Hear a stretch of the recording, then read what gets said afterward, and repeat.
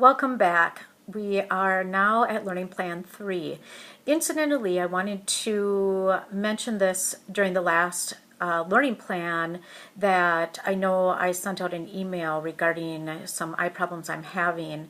So if my one eye is dilated quite a bit, it's because my iris is inflamed and it can damage my vision. So I have to continue to keep my eye dilated and use steroid drops every hour. So if it looks a little funny, hopefully that won't be too annoying for you. In Learning Plan 3, you will be reading Chapter 3, which addresses the physical and cognitive development during infancy. In this learning plan, you do not have a discussion board post. It's only a reflection if you so choose and the quiz, but also you are assigned the beginning of a case study. This will not be due until July 9th, but it would be good to start working on it as soon as possible. For this, you need to observe a child between the ages of 0 and 11 years old. I would suggest that for those of you that have children, you do not observe your children, but you observe another child. It just is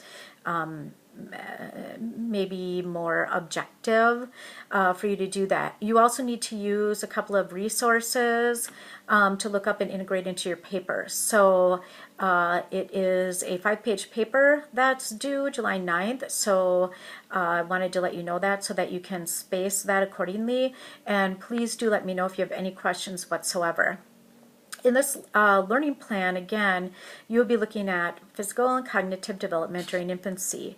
For physical development, you'll be looking at a number of things, but in particular the brain. The text does spend quite a bit of time on the brain, and I'm actually fascinated with brain research and neuroscience. I've been fascinated in it for some time, or with it I should say, not only because of the students that I work with during the day. Many of them have been affected by trauma, emotional trauma and other kinds of trauma, and that has a definite impact on the brain.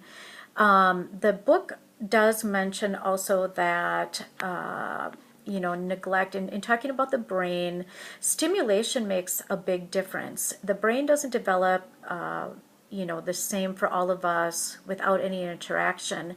The interactions that we have do play a big part in determining what the pathways in our brain will be like. So the more stimulation, if you do have children, the more stimulation you can give them, the more things that you can expose them to, really the better that is for their brain. And there is a period of time in which this is really important. When you get to later childhood, before a child enters adolescence, the brain starts a process of what is referred to as pruning, so that those things that have not been stimulated are pruned, and then they are more difficult to access later, or develop, I should say. So again, you will have the text, reflection activity if you so choose, the quiz, and then you can start on the case study. Please do contact me with any questions whatsoever. And I should also note that the text, after covering the physical aspects, will go into the cognitive aspects. We'll cover some different theories also. Cognitive meaning development in terms of language, thought, brain development in terms of learning, and things like that.